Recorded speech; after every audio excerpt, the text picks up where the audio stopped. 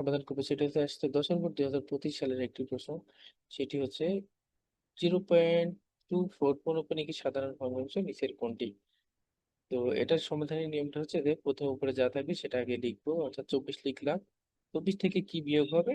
যে পৌনঃপুনিক ব্যতীত যদি বামে এই যে কোনো অঙ্ক থাকে তাহলে সেটা বিয়োগ করতে হয়। তাহলে আমরা দেখছি এখানে 2 আছে, তাহলে 2 বিয়োগ ভাগ। এখানে কি হবে নিচের কাজ? যে যতগুলো সংখ্যার উপর পৌনঃপুনিক থাকবে ঠিক ততগুলো নয়, একটি সংখ্যার উপর এখানে পৌনঃপুনিক আছে তাই একটি নয়, এবং পৌনঃপুনিক ব্যতীত দশমিকের ডানে যতগুলো অঙ্ক থাকবে ততগুলো শূন্য। এখানে একটি অঙ্ক আছে 2, সেটা আমরা একটা শূন্য দিলাম। তাহলে এখানে আমরা 24 থেকে 2 বাদ দিলে আসে 22 বাই এখানে 90। তাহলে আমরা লিখতে পারি কি দেখ, 11 দুগুণে 22, 45 দুগুণে 90, 11/45, এটা হবে উত্তর। অতএব সঠিক উত্তর খ।